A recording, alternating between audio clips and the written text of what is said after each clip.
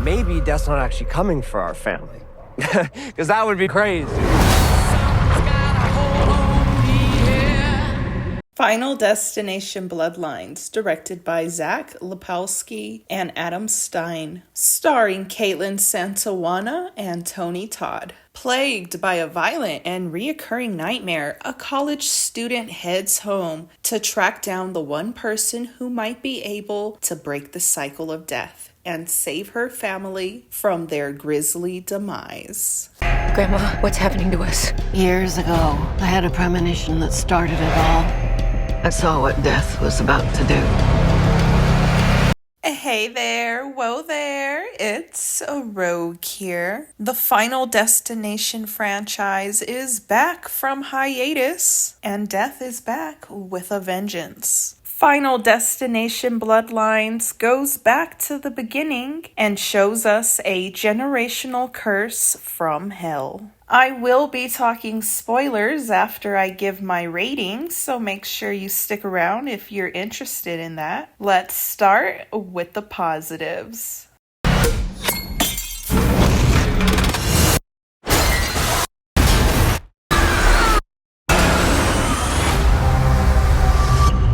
Final Destination Bloodlines lives up to this franchise's reputation, capitalizing on common fears people have and giving us a bloody good time in the process. Oh yes, carnage candy is present. This just might be the goriest entry in this franchise, and that's really saying something. In this franchise, death is treated as a character of its own. Death is an entity in this franchise, and it is so much fun to watch death do its thing. A series of unfortunate events causes a domino effect, and someone ends up dead. That is always so much fun to watch in a Final Destination movie. The creativity required for these death sequences is incredible. It's so much fun to watch and guess what's going to happen next. I saved a lot of lives that night.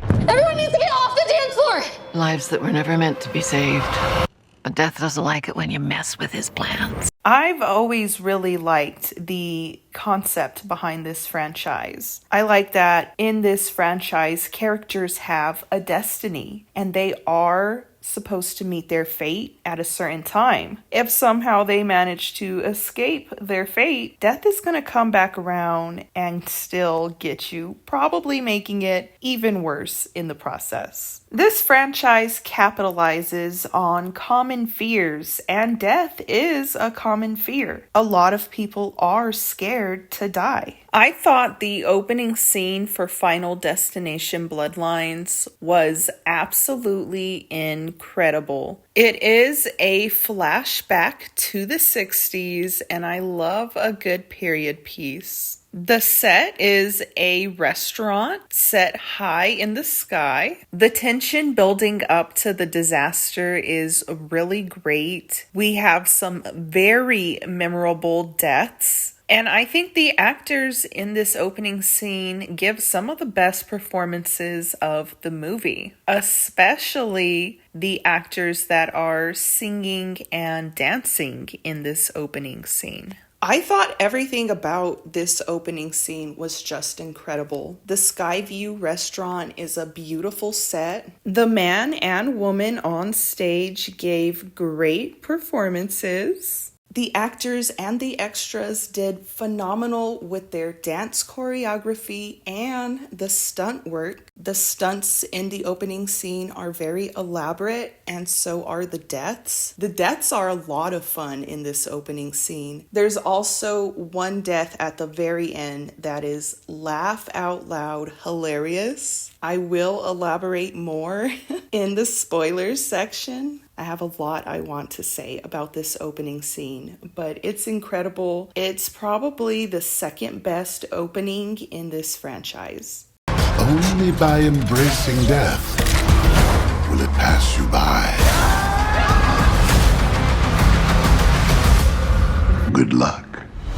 And my My final positive is very bittersweet. The late, great Tony Todd gives his final performance in Final Destination Bloodlines. Tony Todd, of course, is a horror icon, best known as Candyman, but he's also known for a very memorable role here in the Final Destination franchise. Sadly, this is his final performance.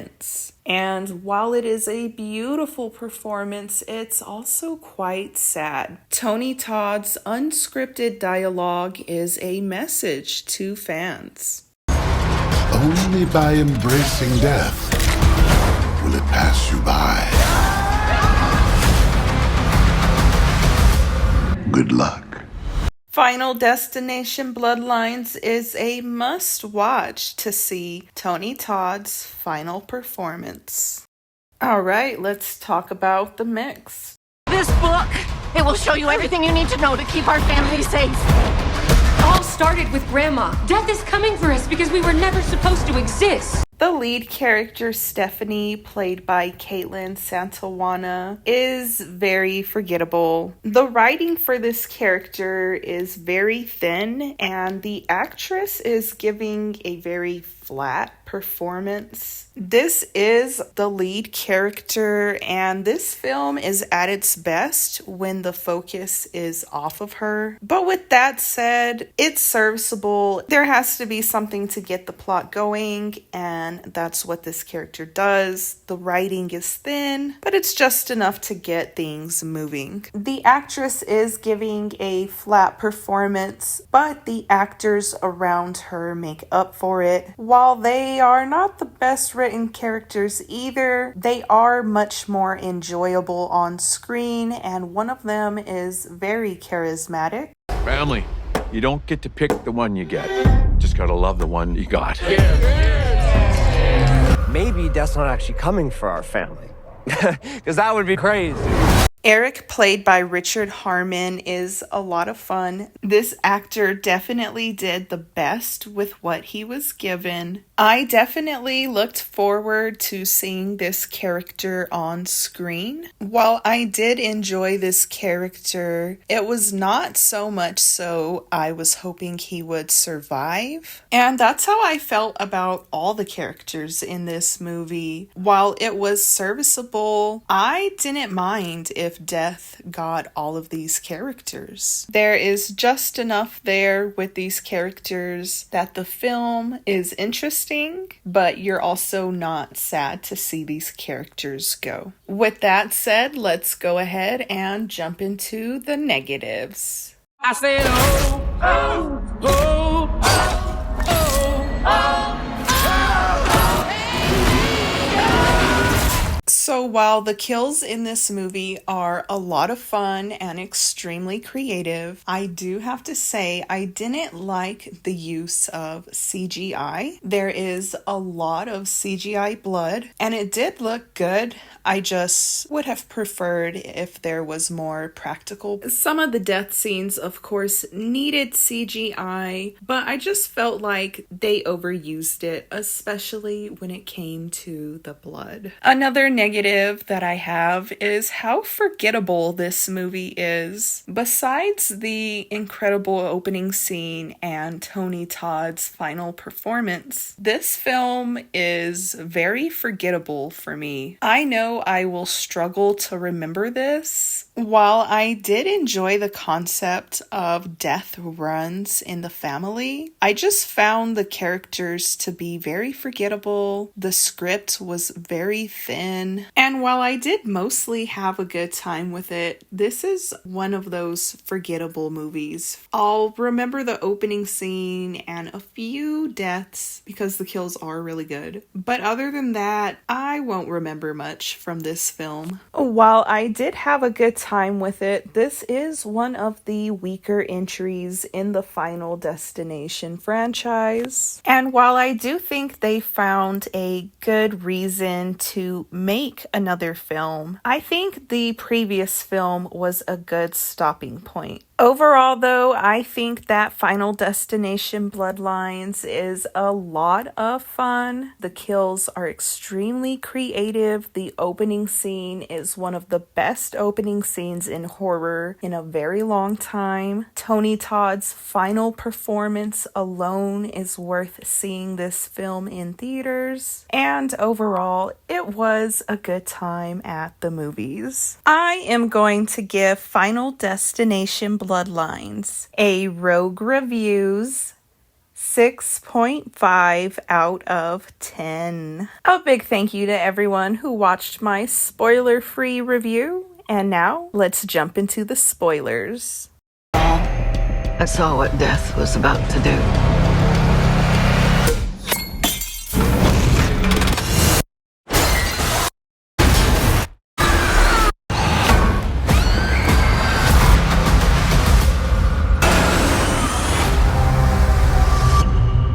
All right, let's talk about that incredible opening scene. It starts with a couple, Iris and her soon-to-be fiance. They are going to a new restaurant called the Skyview. The setup is a lot of fun. As the couple is walking in, the valet are listening to Johnny Cash, Ring of Fire, the doorman saying that construction was completed 5 months ahead of time. The elevator doors are struggling to close, and there's also too many people crammed into the elevator. I really enjoyed the setup. The little hints are a lot of fun. So Iris and her soon-to-be fiance are inside the restaurant, and the host tells them that their name is not on the list, so they are being refused entry.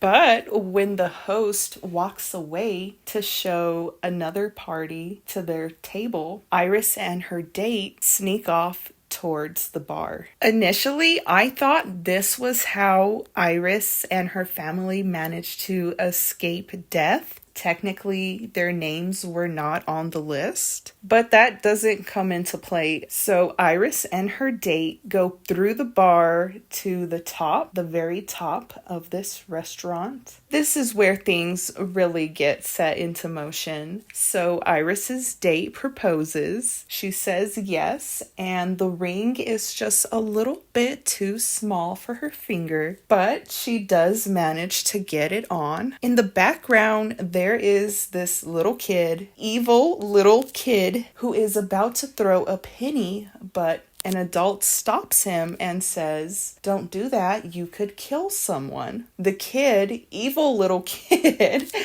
he decides to throw the penny when no one is looking, and of course, death intervenes, and the penny gets sucked back into the restaurant's air conditioning system. The penny breaks a fan that's inside the vent, and a piece of the fan hits a gas line, and that causes a gas leak. Iris and her fiance come back downstairs to the bar area of the restaurant. Iris isn't feeling too well, so she goes to the bathroom. At the same time, a female singer is coming off stage, and switching with her, a male singer is going on stage. Iris talks to the female singer and that woman's son, which we learn later the son is Tony Todd's character. It's a very sweet interaction, and we learn that Iris is pregnant. The male singer who just went on stage is performing the song Shout. So Iris and her fiance decide to go out on the dance floor. This is a fancy restaurant, so they are popping open bottles of champagne. The cork goes flying through the air and hits a glass chandelier that is above the glass dance floor. A piece of the chandelier top falls down to the dance floor, causing it to begin cracking.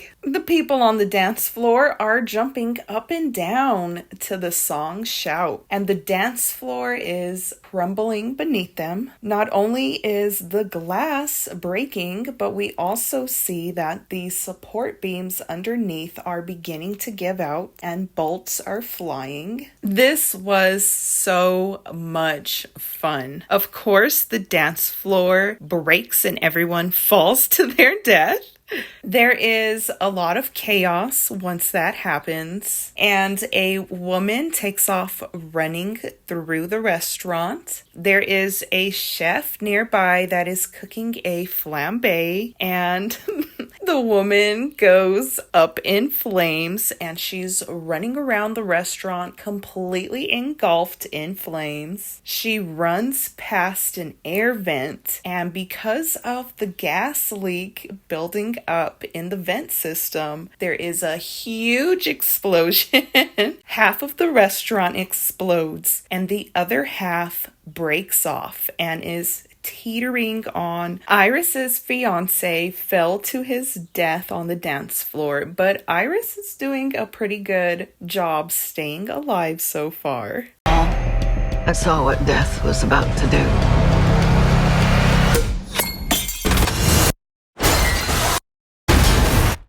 We get this really great shot of a woman being smashed by the piano. The piano was teetering on the edge and the penny fell onto the piano, causing the piano to fall onto the woman, and that half of the restaurant falls to the ground. So much fun, such great stunt work, such great kills. The CGI looked good, and we're not even done yet. So Iris is still alive somehow, and she runs towards the elevator. The elevator is completely full, and we see the host trying to squeeze his way in, which is a fun twist from earlier in the scene. The host was refusing Iris and her date entry into the restaurant, and now the host is being refused entry into the elevator. The host is standing halfway in and halfway out of the elevator when all of a sudden the elevator falls down the shaft and the host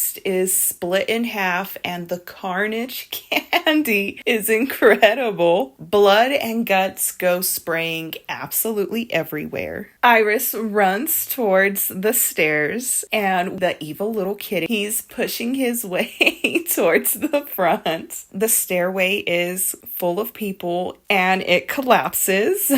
We see that the evil little kid is the only one that survives. Urgh, so frustrating. Iris is searching for another exit when she comes across the little kid from earlier, Tony Todd's character. They fall, and the only thing stopping Iris from falling to her death is her ring. The ring that is too tight. She's beginning to slip, and it is so disgusting. The ring degloves her finger, and they both fall to their death. The evil kid makes it safely to the ground, and as he's walking out, the piano falls on top of him, which was so satisfying.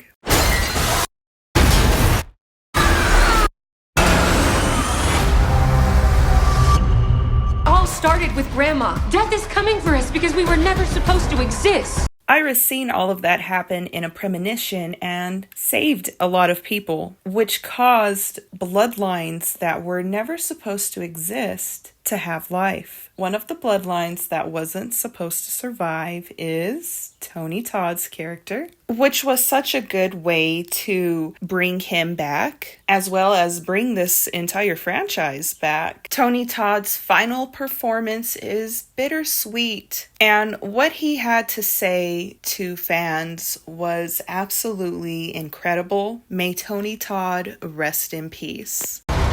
Only by embracing death will it pass you by.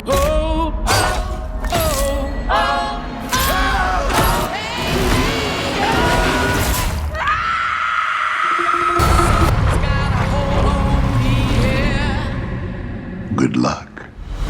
join my rogues gallery by clicking the subscribe button. A big thank you to everyone who made it to the end of the video. Give this video a like and leave a comment down below to show your support, and follow me on Instagram at Alexis Has Gone Rogue.